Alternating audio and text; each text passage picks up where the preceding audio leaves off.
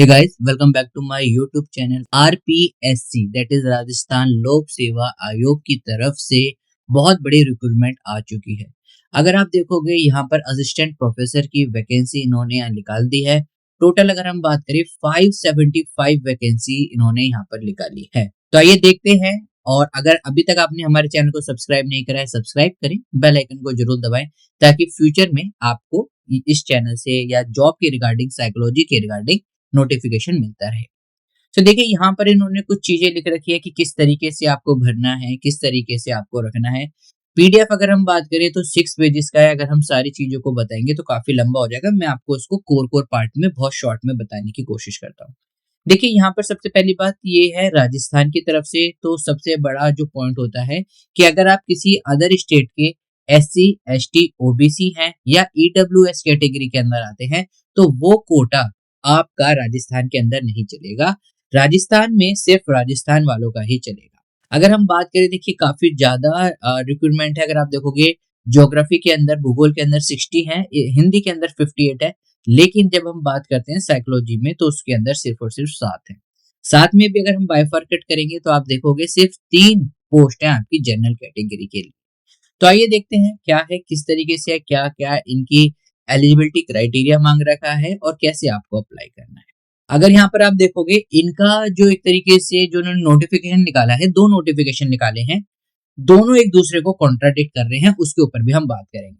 तो सबसे पहले तो हम पे ग्रेड की बात कर लेते हैं। इन्होंने AL जो लेवल 10 बता रखा है, ये बता रखा है 15,600 आपकी बेसिक फी होगी, जो लास्ट तक आपकी 39,100 रुपए तक जा सकती है। तो अप्रोक्स आपकी 70 या 80,000 के अप्रोक्स यहाँ पर आपकी जो सैलरी होगी वो बनेगी। ठीक है, उसके बाद बढ़ जाएगी, चूंकि इन्होंने दे रखा है कि पहले जो आपका प्रोबेशनरी पीरियड 1 साल का रहेगा उसमें ही आपको फिक्स पे देंगे। अगर हम बात करें, देखिए यहाँ पर आयु सीमा की, तो 21 साल से 40 साल के अंदर जो भी व्यक्ति आता है वो उसके अंदर काम कर सकता है। उसके बाद रिजर्वेशन में और अलग अलग तरीके से है, उसकी भी हम बात करेंगे। अगर हम एलिजिबिलिटी क्राइटेरिया की देखें तो देखिए पहले यहाँ पर इसमें लिख रखा है कि अंतिम वर्ष की परीक्षा में सम्मिलित हो चुका है या सम्मिलित हो रहा है वाला व्यक्ति भी आवेदन करने के लिए पात्र होगा। तो यहाँ पर अगर मैं इनके नोटिफिकेशन के हिसाब से पढ़ूं, ये जो इनका नोटिफिकेशन आया है, कौन सा नोटिफिकेशन आया है, ये आया आपका 13/12 को, यानी कि 13 दिसंबर पिछले साल, यानी कि 1 महीना पीछे। यहाँ पर इन्होंने क्या लिख रखा है कि आप जो बच्चा मास्टर्स के अंदर है या मास्टर्स के पेपर दे चुका है या दे रहा है वो इसके लिए एप्लीकेबल है। ध्यान से समझिएगा। उसके अलावा इन्होंने कोई नेट नहीं लिखा है, कोई स्टेट एलिजिबिलिटी टेस्ट नहीं रखा है। लेकिन जो दूसरा इनका अभी आया है, मैं आपको दिखाऊंगा, उसके अंदर इन्होंने साफ साफ लिख दिया है कि आपके पास मास्टर्स के साथ साथ नेट होना चाहिए। नेट नहीं है तो आपके पास सेट होना चाहिए, that is state eligibility test. अब स्टेट एलिजिबिलिटी टेस्ट किस स्टेट का? आपके पास सिर्फ राजस्थान स्टेट का होना चाहिए। अगर आपके पास किसी और स्टेट का है तो वो एप्लीकेबल नहीं होगा। ठीक है, पहले मैंने यहाँ पर क्लियर कर दिया। अब 40 साल आपकी मैक्सिमम उम्र है। उसके साथ साथ जो लोग राजस्थान के SC ST हैं या फिर EWS कैटेगरी है उनके लिए 5 साल का आपको यहाँ पर, वुमेन कैंडिडेट के लिए भी 5 साल का रिलैक्सेशन दे दिया है। वुमेन कैंडिडेट जो कि शेड्यूल कास्ट या शेड्यूल ट्राइब से बिलोंग करती है उनके लिए 10 साल का यहाँ पर इनको रिजर्वेशन दे दिया गया हुआ है। विडो और डिवोर्स वुमेन की बात करें तो उनके लिए कोई भी अपर लिमिट नहीं। आगे देखते हैं और आगे क्या कह रहा है यहाँ पर, जो अपर एज लिमिट है shall be 50 in case of the namely defence service में। अगर किसी इंडिविजुअल ने काम कर रखा है तो उसके लिए 50 ईयर है, और अगर किसी को कोई प्रिजनर रह चुका है तो उसके लिए भी यहाँ पर इन्होंने जो आप कह सकते हैं एज क्राइटेरिया बढ़ा रखा है। आप यहाँ पर सारा पढ़ सकते हैं, राइट। तो ये 15 वर्ष की भी छूट दे रखी है। देखिए यहाँ पर shall be relax by 15 year in case of the substituted teacher. अगर आपने किसी एजुकेशन डिपार्टमेंट में पढ़ा रखा है या फिर 3 साल तक किसी ग्राम पंचायत में काम कर रखा है तो आपको 15 साल की यहाँ तक छूट है, यानी कि आप 55 साल तक इसमें अप्लाई कर सकते हैं। तो ये सारे रिजर्वेशन का है कि किस इंडिविजुअल कितनी एज लिमिट है, आप इसमें आराम से इसको पढ़ सकते हैं। अब हम आगे बात करते हैं चयन प्रक्रिया की, जो यहाँ पर लिख रखा है सिलेक्शन क्राइटेरिया। तो यहाँ पर सिलेक्शन क्राइटेरिया आपका मेरिट बेस पर होगा। अब मेरिट बेस के अकॉर्डिंग आपको देखिए यहाँ पर इन्होंने क्या लिख रखा है कि परीक्षा की तिथि नहीं बताई है, ना इन्होंने स्थान बताया।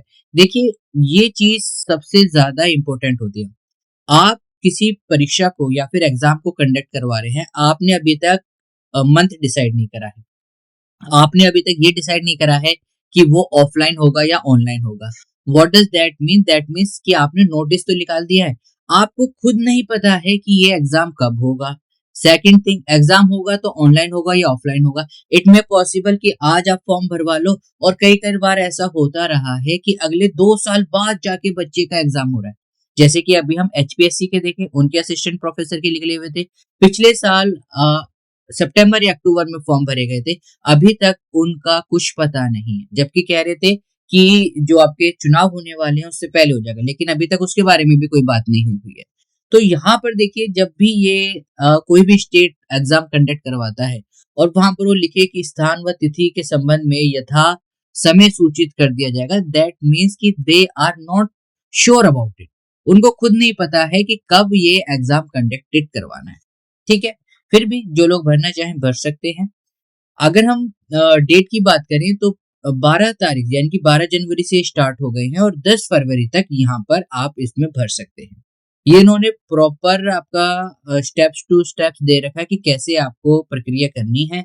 और फॉर्म को फिल करते वक्त जब आप रजिस्ट्रेशन करें तो एक चीज का ध्यान रखना है कि सारी चीजें सही भरें, क्योंकि आपकी बाद वाली चीजें सही हो सकती हैं, लेकिन अगर जो रजिस्ट्रेशन करते वक्त अगर कोई चीज गलत होगी तो फिर वो ठीक नहीं होगी। और यहाँ पर ये भी बता रखा है कि देखिए, शुल्क 500 रुपए। अगर आप कुछ भी करेक्शन करते हैं तो आपको 500 रुपए देने पड़ेंगे। ये इस चीज का भी आपको यहाँ पर याद रखना है। और जो फीस की अगर हम बात करें तो 600 रुपए, और आरक्षित के लिए 400 रुपए है। तो खासकर जो आरक्षित लोग हैं, रिजर्व कैटेगरी के जो लोग हैं, अगर वो देखेंगे 400 रुपए उनकी फीस है, लेकिन अगर कुछ करेक्शन करेंगे तो उन्हें 500 रुपए फिल करने पड़ेंगे। वहां पर उनको कोई रिजर्वेशन नहीं मिलेगा। इस चीज का भी आपको यहाँ पर ध्यान रखना है। तो यहाँ पर फीस है आपकी 600 रुपए, जो कि जनरल कैटेगरी के लोग हैं। अनरक्षित वर्ग या कमजोर वर्ग ईडब्ल्यूएस कैटेगरी के लिए, बाकी सबके लिए 400 रुपए है।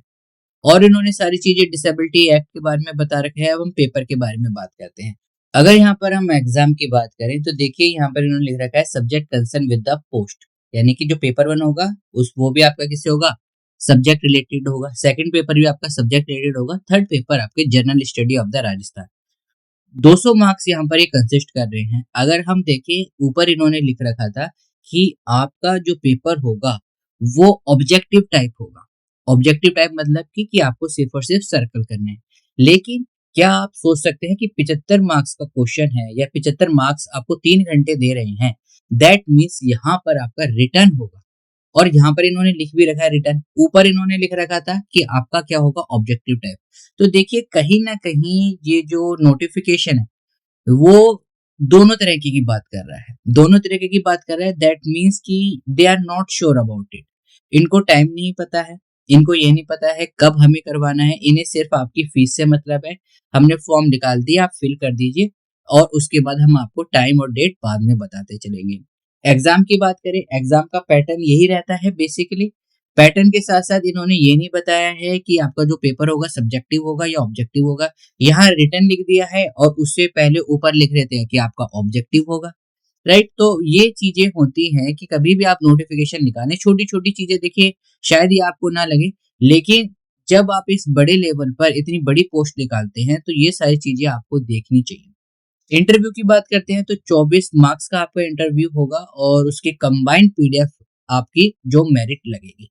अब यहाँ पर इन्होंने देखिए एक और चीज लिख दी है कि 5 ऑप्शन होंगे और नेगेटिव मार्किंग होती है। 1/3 की आपकी नेगेटिव मार्किंग है, शैल बी डिडक्टेड आपसे हो जाएंगे। और अगर आप 10% से ज्यादा क्वेश्चंस को छोड़ देते हो तो आप डिस्क्वालीफाई कर दिए जाओगे। तो एनी हाउ, जो भी इंडिविजुअल इस चीज को भरना चाहता है वो देख सकता है। सारा नोटिफिकेशन मैं शेयर कर दूंगा आपको व्हाट्सएप चैनल पे भी, टेलीग्राम चैनल पर भी। नीचे आपको डिस्क्रिप्शन बॉक्स में दोनों के लिंक मिल जाएंगे। मैं इसकी वेबसाइट भी शेयर कर दूंगा, आप उसे भी जाके देख सकते हैं। ये देखिए, ये पहला नोटिफिकेशन था जो आपका आया था।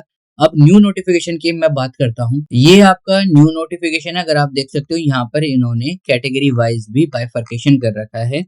तो कैटेगरी वाइज अगर हम देखें आपका, बात करें हम साइकोलॉजी के बारे में, तो 7 सीटें हैं टोटल, जिसके अंदर आई थिंक 3 ये आपका जनरल कैटेगरी का दिखा रखा है। उसके बाद SC ST का दिखा रखा होगा, जर्नल और जर्नल VE WD डीवी एससी एसटी यहाँ पर है, ओके इस वाली लाइन में, ठीक है। तो एक बार देख लेते हैं, आप देख सकते हैं आराम से पीडीएफ को स्क्रॉल कर कर भी। तो एससी के लिए कोई यहाँ पर नहीं है और मेरे हिसाब से एसटी के लिए भी कोई नहीं है। 3 जनरल के लिए, एक शायद जनरल विडो कैंडिडेट के लिए भी, आप यहाँ पर भी देख सकते हैं, देखिए जनरल अनरिजर्व के लिए 000 यहाँ पर दिखा रहा है, यहाँ तो कोई वैकेंसी ही नहीं दिखा रहा है अगर आप साइकोलॉजी के अंदर देखोगे, लेकिन यहाँ पर इन्होंने 7 लिख रखी है। आई डोंट नो यहाँ पर ये 00000 क्यों दिखा रहा है। ऑल्थो ये 7 बन रही हैं, तो 7 कहीं ना कहीं से तो दिखानी चाहिए थी, ठीक है कोई बात नहीं। देखिए यहाँ पर जनरल रिजर्व के अंदर मेरे हिसाब से 3 लिखना चाहिए था, इन्होंने 3 भी नहीं लिखा है। तो आप देख सकते हैं छोटी छोटी मिस्टेक्स आप देख सकते हैं, इससे पता चलता है कि आप जब इतनी बड़ी पोस्ट पर काम कर रहे हैं, नोटिफिकेशन निकाल रहे हैं, और उसके बाद भी आप किस तरीके का नोटिफिकेशन निकाल रहे हैं। अगर हम बात करें शैक्षणिक योग्यता, अर्हता, जो भी आपको समझना चाहे, एलिजिबिलिटी क्राइटेरिया, पिछले नोटिस में आपको दे रखा था कि आप अगर मास्टर्स के अंदर है तो भी आप अप्लाई कर सकते हैं। अब यहाँ पर इन्होंने कहा दिया मास्टर्स तो आपको चाहिए चाहिए with the 55% of the marks, इसके साथ साथ आपका यूजीसी नेट या फिर सेट क्लियर भी होना चाहिए। पहला नोटिफिकेशन कुछ और, ये वाला नोटिफिकेशन कुछ और, तो इस चीज को भी आपको याद रखना है। जो बच्चे पीएचडी कैंडिडेट हैं वो भी इसमें अप्लाई कर सकते हैं। दोनों नोटिफिकेशन मैं शेयर कर दूंगा। लास्ट तारीख इसकी फेब है, आई थिंक 2 फरवरी है या 10 फरवरी है, एक बार आप देख लेना नोटिफिकेशन में। तो जो बच्चे भरना चाहें, जो बच्चे एलिजिबल हैं वो भरिए। तो इस वीडियो में इतना ही, we will meet in the next video, till then keep smiling, keep guarding lots of memory.